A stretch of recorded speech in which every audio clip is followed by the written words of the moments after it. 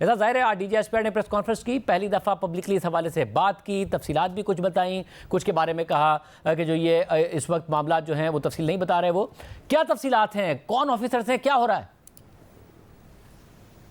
शाहजेब बहुत शुक्रिया। शाहजेब जो डीजी एसपीआर है, ज़ाहिर है वो एहतियात का मुजाहरा कर रहे हैं क्योंकि ये जो मामला है बड़ी अहम स्टेज के ऊपर है। मेरी इत्तलात के मुताबिक काफ़ी बड़े पैमाने पर जो तहकीकात हैं वो हो रही हैं इस हवाले से।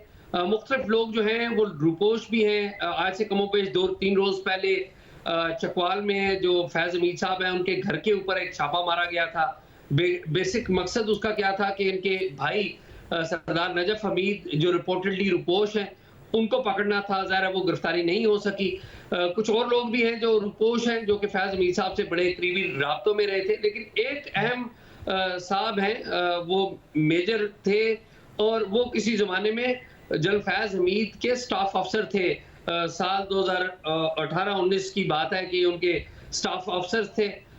फिर बाद में ये जो प्राइम मिनिस्टर हैं उस वक्त के इमरान खान, उन्होंने एडीसी अपना तैनात करना था, तो एक पैनल बन के गया था जीएचक्यू से जो तरीकाकार होता है, तो उस पैनल में मनूवर किया गया था।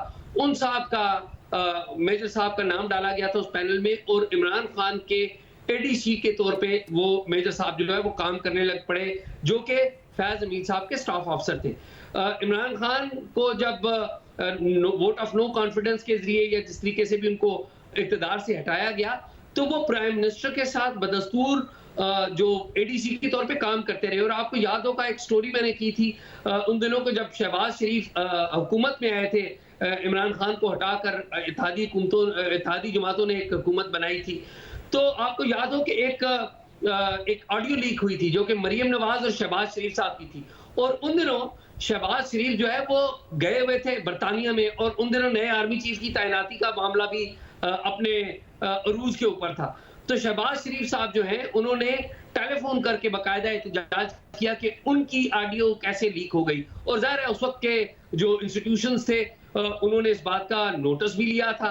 और मेरी इत्तलात के मुताबिक जो इंटेलिजेंस ब्यूरो के जो सरबराह थे उस वक्त, और आज भी वही है, फवाद असदुल्ला, तो उन्होंने जो तहकीकात की तो उन्होंने जो सिग्नल किया, उस सिग्नल में जो प्राइम मिनिस्टर के एडीसी थे और वही साहब एडीसी थे जो कि इमरान खान के एडीसी थे, जो कि स्टाफ अफसर थे इनके किसी जमाने में फैज़ हमीद के मेजर साहब, उनके ऊपर उंगली उठाई। और इस मामले में ज़रा फौज भी हरकत में आई क्योंकि जो आईबी के जो चीफ हैं उस वक्त मेरी इत्तलात के मुताबिक जो बाद में भी काफ़ी मैच्योर होती रही कि जो आईबी ने ना सिर्फ इत्तला प्राइम मिनिस्टर को दी बल्कि आर्मी चीफ जो है उनको भी इत्तला दी।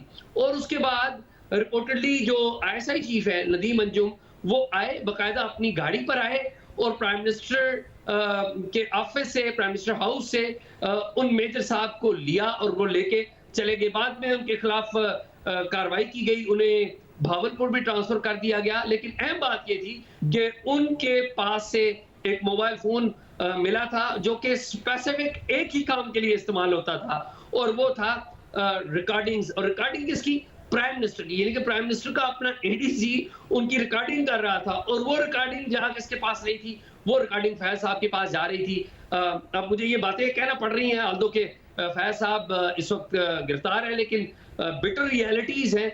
अगेन इसके ऊपर मैं चाहूंगा कि फैज साहब की तरफ से कोई मौकफ आए, जरूर आए। उस वक्त भी मैंने अगर उनकी फैमिली मौकफ देना चाहे, क्योंकि जनरल फैज़ भी जब तक गिरफ्तार नहीं हुए थे, जितनी स्टोरीज हम भी कर रहे थे, आप भी कर रहे थे, मुसलसल हमने उनसे राब्ते की कोशिश की, मगर वो जवाब नहीं देते थे। अपने ज़राए के जरिए ज़रूर कोई ना कोई जवाब उनका आ जाता था। मगर एजाज आप ये कह रहे हैं कि ऐसा नहीं है कि गिरफ्तारी हो गई और फैज़ हमीद के बाद बाकी गिरफ्तारियाँ हो गई और अब मामला बिल्कुल ट्रायल की तरफ जा रहा है, बल्कि और गिरफ्तारियाँ भी हो रही हैं, इस दायरे को फैलाया जा रहा है, इन्वेस्टिगेशन जारी है। बिल्कुल इन्वेस्टिगेशन जारी है और वो समरी ऑफ एविडेंस के मामले पर है। और ये जो जिन मेजर साहब का मैं जिक्र कर रहा हूँ, ये वो मेजर साहब हैं जिनसे मेरी इत्तलात के मुताबिक अभी पूछगिछ की जा रही है। अब जो पूछगिछ जिन लोगों से हो रही है उनमें ये मेजर साहब भी शामिल हैं, क्योंकि ये बड़ा क्लोज लाइजान रहा है इनका। और फैज साहब की जितनी भी एक्टिविटीज थी ये बिल्कुल जानते थे, फर्स्ट हैंड जानते थे। इमरान खान साहब की, फैज साहब की जो आपस में कोलैबोरेशन थी, कितनी कोलैबोरेशन थी, ये सब जानते थे। इनकी इन्वेस्टिगेशन हो रही है। इन्होंने बल्कि कर्नल बन जाना था, इनका बोर्ड हो जाना था, लेकिन इसी मामले पर ये कर्नल भी नहीं बन सके, इनकी प्रमोशन भी नहीं हो सकी और इनसे पूछगिछ जारी है और कुछ लोगों की भी पूछगिछ भी जारी और उनकी कुछ लोगों की तलाश भी जारी।